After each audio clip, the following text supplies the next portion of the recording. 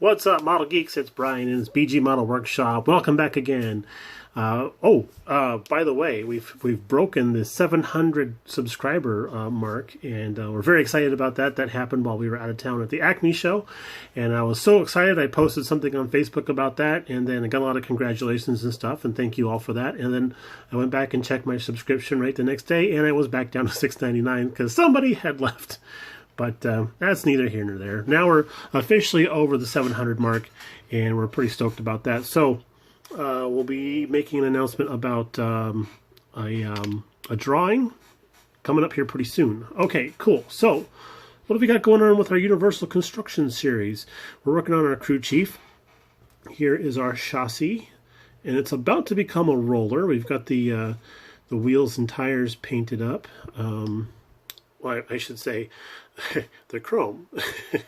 I got the hubs painted, and then we're going to do the backing plates here in a little bit so that we can put the tires on there. And I was thinking about doing the lettering on the tires, but it turns out there's a lot of lettering on those tires, and there's a lot of tires. So I might skip that. So we'll see where it goes. I'm already going cross-eyed already working on this thing. I think the prescription on my glasses ran out, so I'm going to have to go back to the eye doctor and ask for better eyes. We're kind of goofing around with our egg crate grill, and you know, I have a devil of a time sometimes remembering which way is up on this. Is it that way? I think it's this way. Yeah, I think it's this way.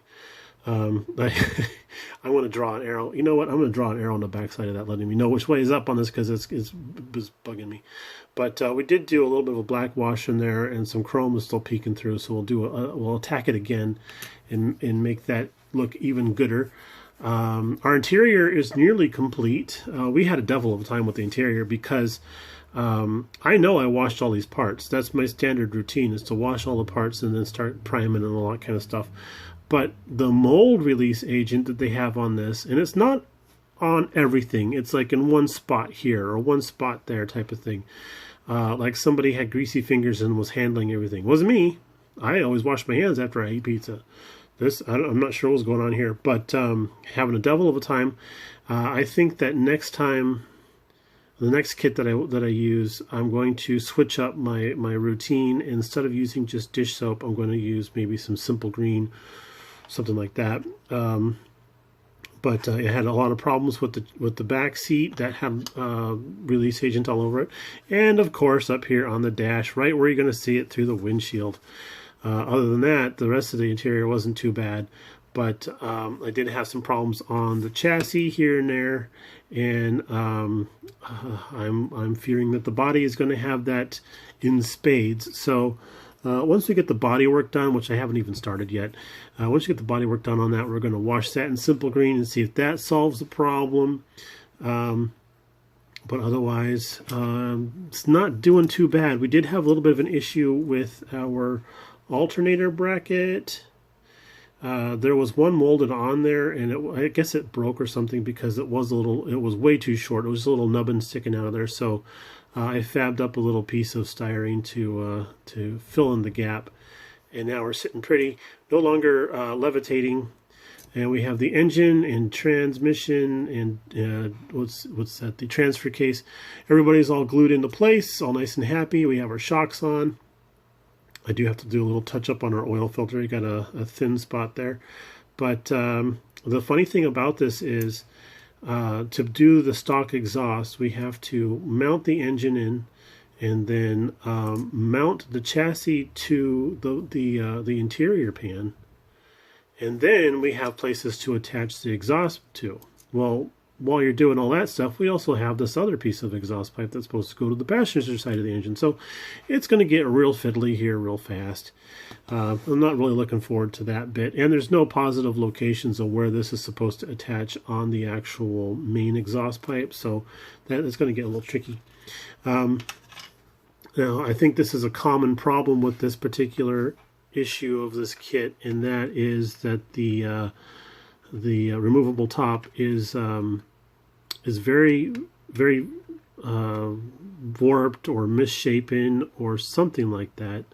But we're having an issue with this area right here bowing out a little bit, and that's not really on there perfect, so it's hard to see. There we go. So it's got a bit of a bow there, and one thing I'm hoping is that the actual transparent piece that goes in here could help solve that bow, because apparently the transparent plastic is much more robust than the actual styrene this is made out of. I've been trying to bend this back into shape and just not getting any help at all. Another solution would be to actually add a thin piece of styrene that's kind of hanging down a little bit, kind of sticking down, so it locks it in place so it doesn't shift side to side or front to back. That might also be something that we investigate doing. As far as the rear lid, this is a nicely molded piece. It's not too bad looking. It does have some injector pin marks on one side, so that's obviously going to be your inside piece, inside of the piece. But I don't think I have my hooks on there quite right. I'm not quite sure. But again, this has a lot of gappage going on here, so maybe if the top is going to be solidly mounted to the vehicle, because we're talking about just gluing it on there and being done with it, I may end up, I may end up breaking this. I may end up actually just putting some styrene around the back side of this here to fill in the gap a little bit, and then just put that in place and be done with that also. Tailgate went together just fine. And we got our little nubbins in there to hold the tailgate in place. Yeah, look at that. Look at how blurry that is. There we go. Hey, there we go. This is my focus hand. Focus! And that seems to fit on there really nicely. Don't make a liar out of me now, you biatch. All right, here we go. There we go. That's not too bad. That's looking all right. It's sitting up nice and high. It's level with the top of the fenders. But I think the key feature to why this kit is so wonkety is the fact that even though it does have a cross brace in here, mine came with the cross brace broken off on one side, and then it was kind of tucked in a little bit, as we can see there, because of how it was packed. And there was a lot of stuff for this kit in the box, so there was a lot going on there packaging wise.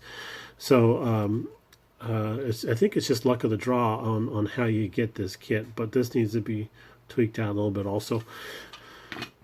You know, it's neither here nor there. It is what it is. It's the name of the game. It's not like this is a Tamiya or anything. All right, so that's all that, and then we got these odd bits here that go on the bottom underneath the interior pan. I don't know, they kind of go in here like this for some reason. I guess they're supposed to fill in between the door and the big gap that's underneath the interior pan. I'm like, well, if you're going to fill that in, how come you can't fill in the other gaps, like up here in the hood? Let's show you this here. So we got some gappage going in there too. My Uncle Ricky, my godfather, he had a step-side Chevy pickup of this vintage. Did not have those gaps. Oh man, I love that truck. He had that thing, he had it rolling on Hallebrand aluminum rims, and he had it lowered in the back in the days when he didn't lower pickup trucks, and he had glass packs on that thing. Oh God, I love that truck. That thing was awesome. And then when he passed away, my parents bought it from his widow, my godmother, and then I wanted that truck so bad, and then we ended up selling it to my uncle. And then it went on from there. But yeah, a lot of fond memories about my dad driving that thing around and dropping it in the low gear while we're racing through the neighborhood and just blowing out windows. All right, guys, that's enough rambling for now. We'll catch up with you a little bit here with some other videos. Y'all take it easy, and we'll talk to you later. Bye now.